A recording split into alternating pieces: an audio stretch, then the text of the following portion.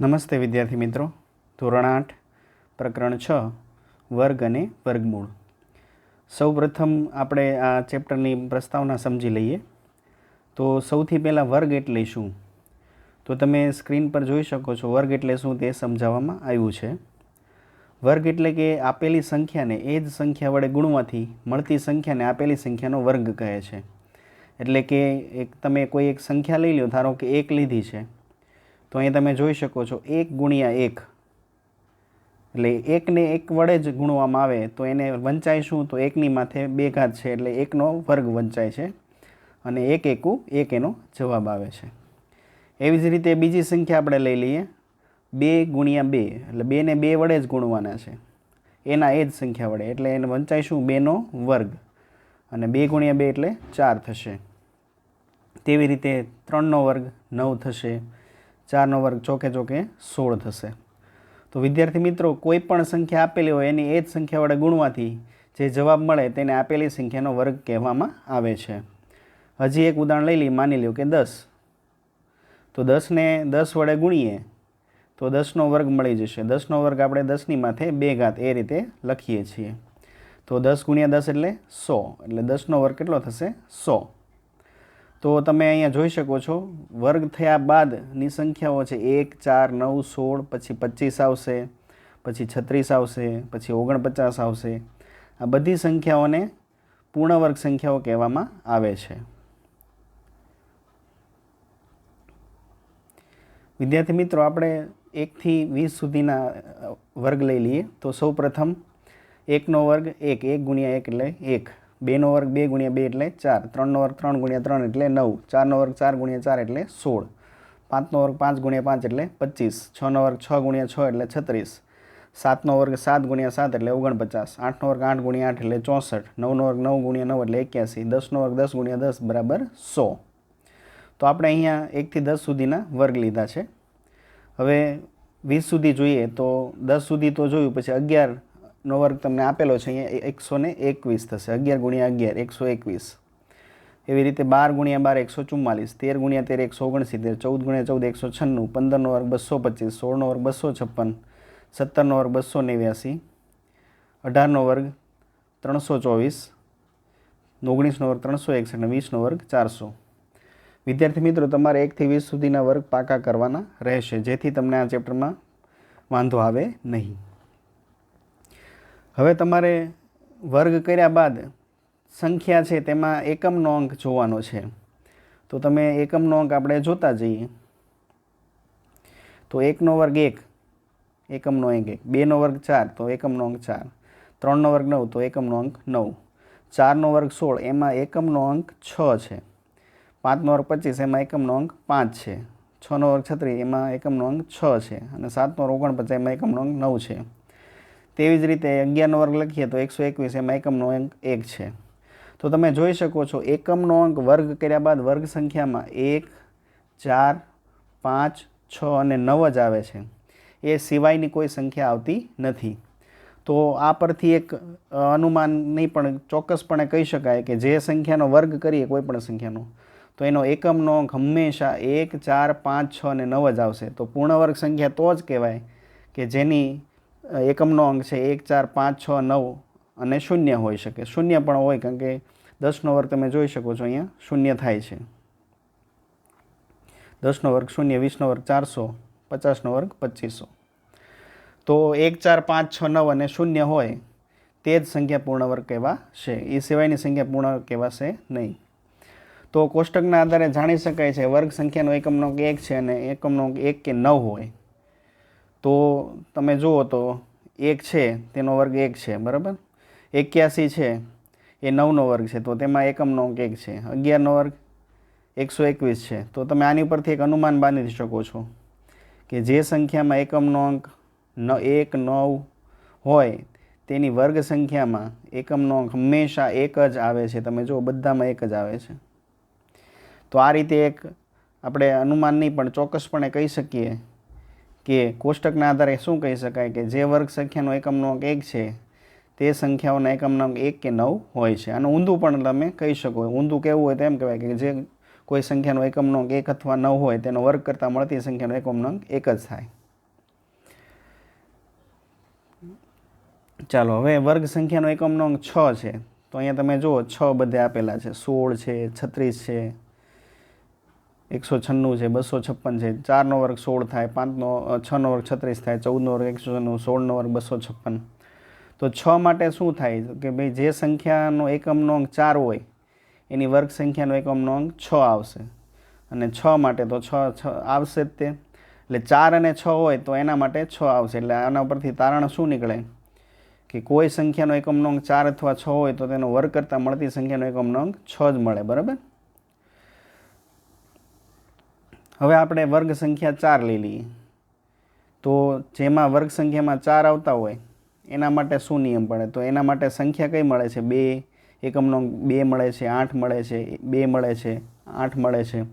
તો એવું કહી શકાય કે જે સંખ્યામાં એકમનો અંક 2 અથવા 8 હોય તેનો વર્ગ સંખ્યાનો એકમનો અંક હંમેશા 4 આવે છે. તો એના પરથી તારણ શું નીકળશે? જો કોઈ સંખ્યાનો એકમનો અંક 2 અથવા 8 હોય તો તેનો વર્ગ કરતાં મળતી સંખ્યાનો એકમનો અંક 4 થાય છે. હવે એકમનો અંક 9 લઈ લઈએ, વર્ગ સંખ્યા. એટલે જે સંખ્યાનો વર્ગ થાય પછી એનો એકમનો અંક 9 છે તો એના માટે શું નિયમ છે તો જોઈ લઈએ આપણે. તો 9 છે એવી સંખ્યા, વર્ગ સંખ્યા 49 છે. તો તમે જો 3નો વર્ગ 9, 7નો વર્ગ 49. તો જે સંખ્યામાં એકમનો અંક 3 અને 7 આવે તેની વર્ગ સંખ્યામાં હંમેશા એકમનો અંક 9 જ આવે. આ એક નિયમ બની જાય છે. નિયમ જોઈ લઈએ. જો કોઈ સંખ્યાનો એકમનો અંક 3 અથવા 7 હોય તો તેનો વર્ગ કરતાં મળતી સંખ્યાનો એકમનો અંક હંમેશા શું હોય? 9. હવે શૂન્ય માટે જોઈ લઈએ. જે સંખ્યામાં એકમનો અંક 0 હોય તેનો વર્ગ કરતાં, તમે જોઈ શકો છો અહીંયા 0 હોય એનો વર્ગ કરતાં 1ના 2 શૂન્ય થઈ જાય છે. બધામાં તમે જુઓ 1 શૂન્ય હોય તો તેના વર્ગ કરતાં 2 શૂન્ય થઈ જાય છે. 1નો વર્ગ 1, 2 શૂન્ય લગાડી દો. 20નો વર્ગ 400, એમાં તમે જો 2નો વર્ગ 4 ને પછી શૂન્યના ડબલ શૂન્ય થઈ જાય છે. 5નો વર્ગ 25 અને શૂન્યના ડબલ શૂન્ય થઈ જાય છે. તો આ પરથી શું કહી શકાય કે સંખ્યામાં 1 શૂન્ય હોય તો વર્ગમાં 2 શૂન્ય આવે છે, અને 2 શૂન્ય હોય તો કેટલા થઈ જશે? 4. બરાબર છે. એટલે બમણા થઈ જશે. અહીંયા 2 શૂન્ય હોય તો તમે જો 4 શૂન્ય થઈ જાય છે. તો તારણ નીકળશે કે જો 2 શૂન્ય હોય સંખ્યામાં તો તેના વર્ગમાં 4 શૂન્ય થઈ જાય, અને છેલ્લા 3 અંકો શૂન્ય હોય તો તેના મળતી વર્ગ સંખ્યા હોય એમાં 6 શૂન્ય મળે. 3ના કેટલા થઈ જશે? 6 શૂન્ય થઈ જશે. હવે તમારે વિદ્યાર્થી મિત્રો પ્રયત્ન જાતે કરવાનો છે. તો નીચેની સંખ્યાના વર્ગમાં કરતાં કેટલી શૂન્ય મળે છે તમારે કહેવાનું. 10નો વર્ગ કરીએ તો 10 × 10 કરતાં તમે જેટલા શૂન્ય આવે તે તમારે કહેવાના છે. એવી રીતે 500નો વર્ગ એટલે 2 શૂન્ય હોય એનો વર્ગ કરીએ તો વર્ગ સંખ્યામાં કેટલા શૂન્ય મળે છે તે તમારે કહેવાનું છે. ત્યારબાદ નીચે આપેલી સંખ્યાનો વર્ગ કરવાથી મળેલ સંખ્યા એકી સંખ્યા હશે કે બેકી તે જણાવવાનું. એટલે 52નો વર્ગ કરીએ તો તમને કઈ સંખ્યા જે મળશે, જે સંખ્યા તેનો એકમનો અંક એકી છે કે બેકી તે તમારે જણાવશો. તો તેના માટે તમારે એકમનો અંક છે એનો ઉપયોગ કરવાનો રહેશે.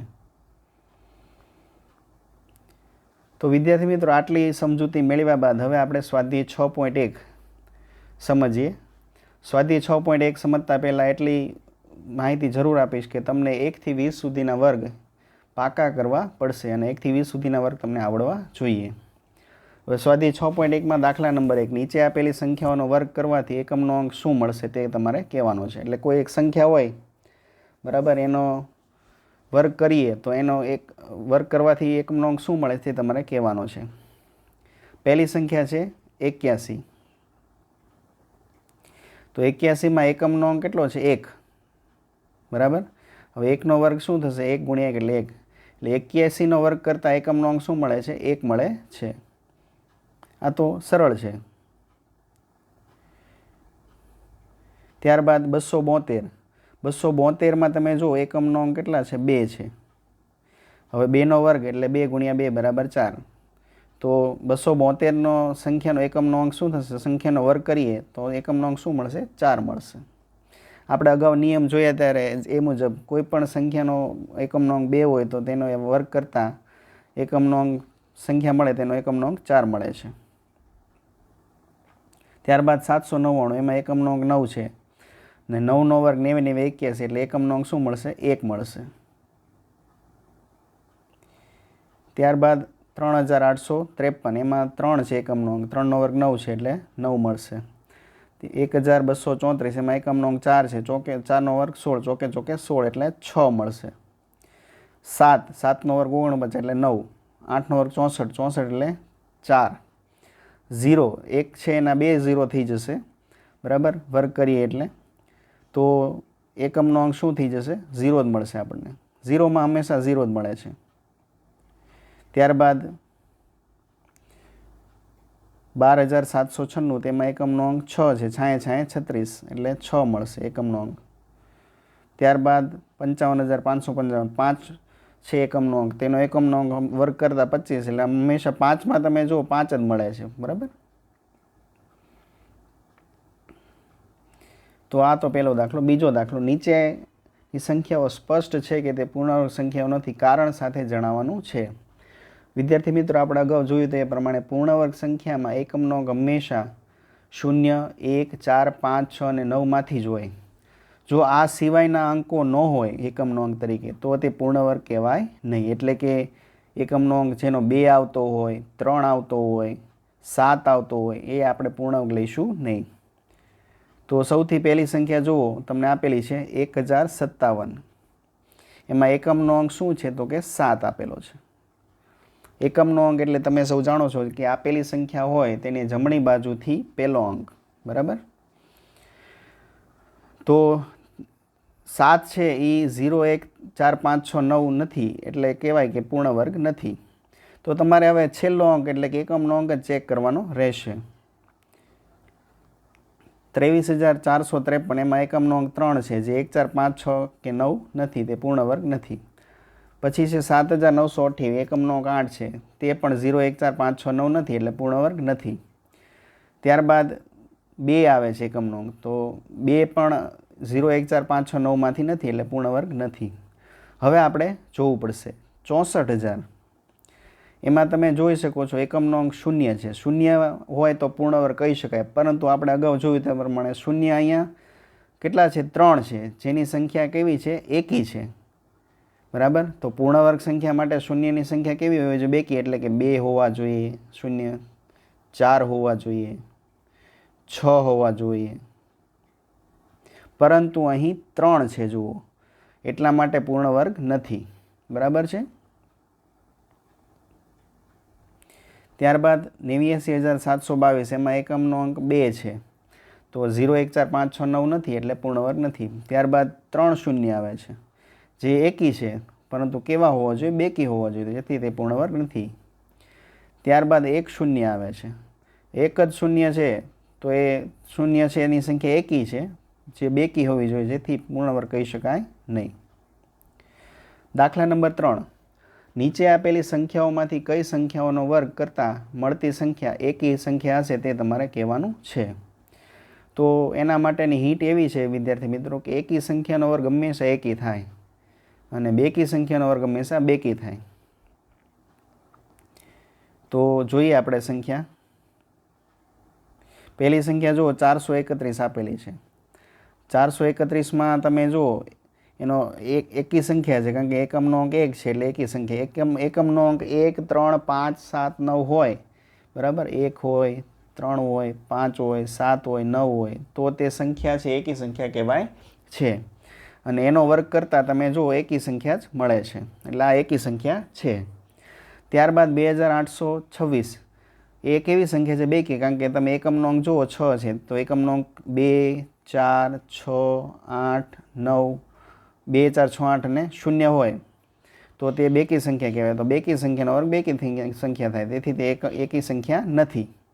અથવા તમે 6નો વર્ગ કરો તો 36 થાય. 36માં તમે જુઓ છગડો છે એ બેકી છે, માટે સંખ્યા કેવી છે? બેકી છે, એકી છે નહીં. ત્યારબાદ ત્રીજો દાખલો જોઈ લઈએ. 7779 એ તો તમે જાણો છો 9 છે એટલે એકી સંખ્યા છે, એનો વર્ગ કરો તો એકી સંખ્યા મળે. અથવા તમે એકમનો અંક 9 છે તો તેનો વર્ગ કરો તો એકમનો અંક તમને 1 મળશે, બરાબર. એટલા માટે એકી સંખ્યા છે. ત્યારબાદ 4 આવે છે. 4 છે એ બેકી સંખ્યા છે, એટલે કે એકી સંખ્યા નથી. હવે વિદ્યાર્થી મિત્રો, નીચે આપેલી દાખલા નંબર 4 આપેલો છે, એમાં એવું તમને સમજાવવામાં આવ્યું છે કે પેટર્નમાં ખૂટતી સંખ્યાઓ તમારે લખવાની છે. તો ખૂટતી સંખ્યા આપણે લખીએ. અહીંયા પેટર્ન એવી છે, 11નો વર્ગ 121 આપેલો છે. ત્યારબાદ પેટર્નમાં તમે જોઈ શકો છો વચ્ચે એક શૂન્ય આવે છે. બે એકની વચ્ચે શૂન્ય એટલે 101 થઈ જાય છે. તો 101માં શું થાય છે, ઉમેરાય શું છે, તો તમે જુઓ 2 શૂન્ય ઉમેરાઈ જાય છે, બરાબર, અને 2 વચ્ચે આવી જાય છે. તો 2 હોય તો 1 હોય તો 1 શૂન્ય ઉમેરાય છે, 2 હોય તો 2 શૂન્ય ઉમેરાશે, બરાબર છે. તો આમાં તમે જોઈ શકો છો, તો અહીંયા તમે 4 શૂન્ય આપેલા છે તો 4 શૂન્ય ઉમેરે છે. તો અહીંયા જો તમે લખેલા જ છે 4 શૂન્ય ઉમેરાય છે, વચ્ચે 2 લઈ લીધા છે. એવી રીતે 3 ને 3 6 શૂન્ય હોય તો 6 શૂન્ય ઉમેરાશે અને 2 ને વચ્ચે લઈ લીધા છે. તો આ એક પેટર્ન બની જાય છે. 1 શૂન્ય હોય તો બેની બંને સાઈડ 1 શૂન્ય ઉમેરો, 2 શૂન્ય હોય તો બંને સાઈડ 2 શૂન્ય ઉમેરો, 3 હોય તો 4 હોય તો 4 અને 5 હોય તો 5 6 હોય તો 6 શૂન્ય ઉમેરવાના છે. બીજી એક પેટર્ન આપી છે, તેમાં તમારે ખૂટતી સંખ્યા લખવાની છે. અહીં 11નો વર્ગ 121, પછી તમે જુઓ 101નો વર્ગ, એમાં 2 શૂન્ય આપેલા છે. પછી તમે જુઓ 101માં પછીની સંખ્યા છે તેમાં તમે જુઓ 10 10 1 આપેલું છે, બરાબર. 10 10 2 વાર છે. તો તમે આમાં શું ફેરફાર થશે આપણે જોઈ લઈએ. તો આમાં 30 ઉમેરાય છે, બરાબર.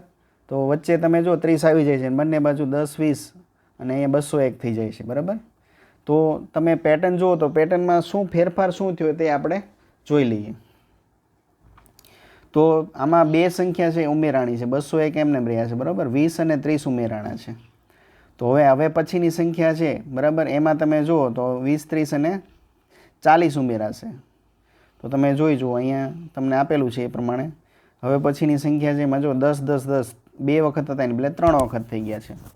તો શું ઉમેરાણું તમે જુઓ તો 40 ઉમેરાણા.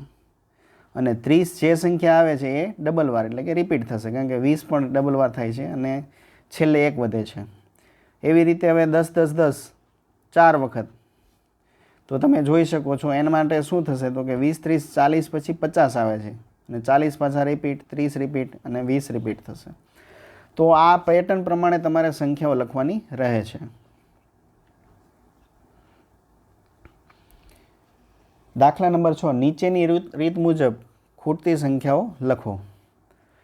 અહીંયા તમારે પેટર્ન છે એક બનાવવાની છે. તમે જુઓ 1નો વર્ગ 2નો વર્ગ અને 2નો વર્ગ બરાબર 3નો વર્ગ, 2નો વર્ગ 3નો વર્ગ 6નો વર્ગ બરાબર 7નો વર્ગ. તો અહીંયા તમે જો એક પેટર્ન બની જાય છે. પહેલી 2 સંખ્યાનો ગુણાકાર ત્રીજી સંખ્યા આવે છે. તમે જો 2 એકા 2, 2 તેરી 6, 3 ચોક 12, 4 પંચા 20 આવશે ને. તો અહીંયા તમે જો 20 લખેલા છે, બરાબર. હવે તમે જે છેલ્લી સંખ્યા છે એ કઈ રીતે આવે છે, તો તમે જુઓ તો કે એક અંક વધી જવાનું, 2 ના 3, 6 ના 7, 12 ના 13, તો 20 ના 21 થશે. હવે અહીંયા તમે 5 ને કોની સાથે ગુણો જેથી 30 આવે, તો 5 6 30 એટલે અહીંયા 6 આવશે. તો તમે જો અહીંયા 6 લખેલા છે. અને 30 પછીની સંખ્યા કઈ આવે છે, 31 આવે છે.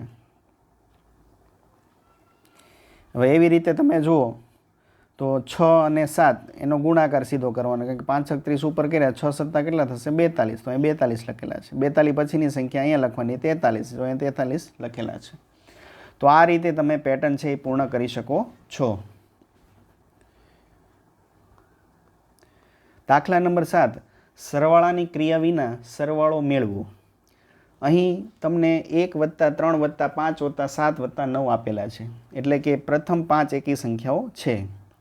તો અહીં એક સૂત્ર છે, એકી સંખ્યાઓનો સરવાળો કરવો હોય તો n², જ્યાં n શું સૂચવે છે, તો n એટલે કેટલી સંખ્યા છે તે તમારે લખવાની છે. તો અહીંયા કેટલી સંખ્યા આપેલી છે, 1 2 3 4 અને 5.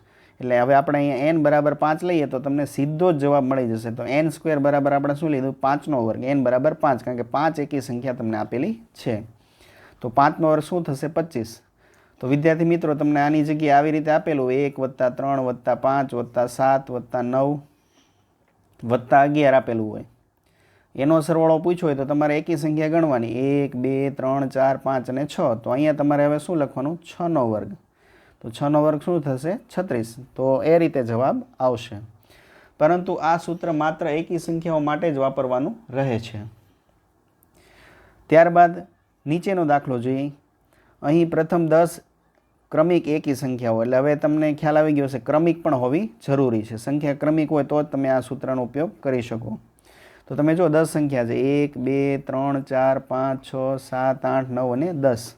તો સીધું n સ્ક્વેર, n બરાબર કેટલા લખવાના 10. 10નો વર્ગ કેટલો થઈ જશે 100. 10 ગુણ્યા 10 એટલે 100 થશે.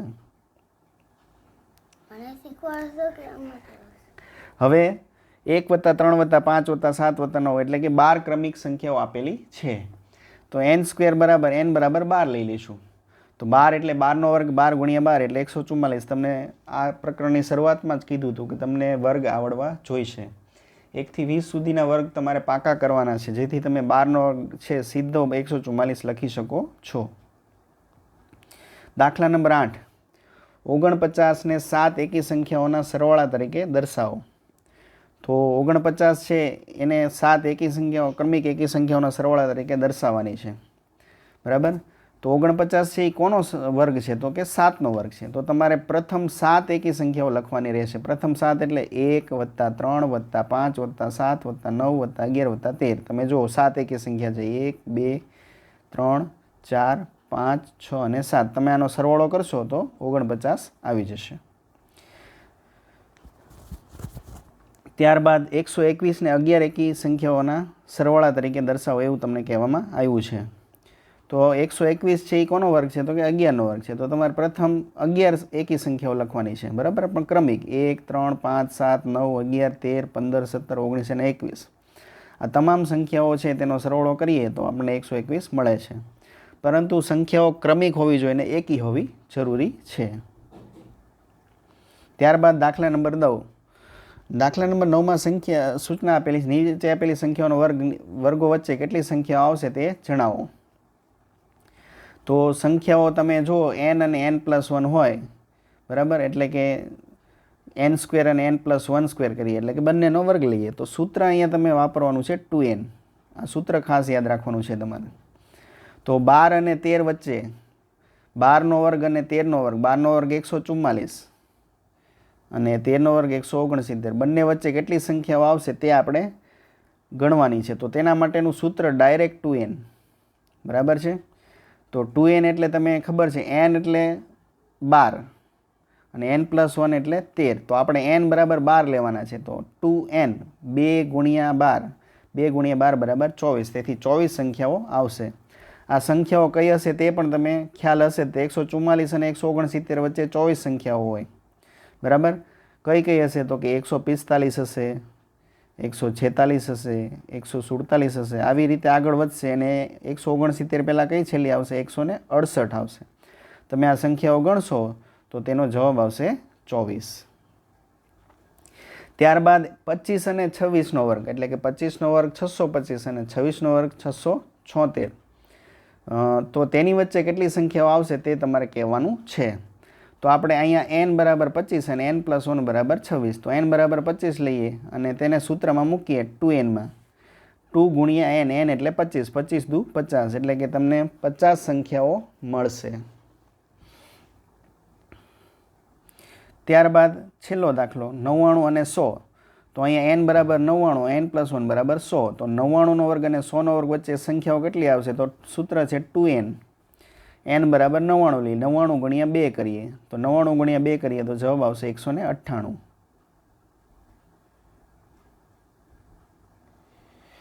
તો આ રીતે આપણે વિદ્યાર્થી મિત્રો વર્ગ અને વર્ગમૂળ જે આપણું પ્રકરણ છે ધોરણ 8નું તેનો પ્રથમ સ્વાધ્યાય એટલે કે 6.1 આપણે પૂર્ણ કર્યો છે. આભાર.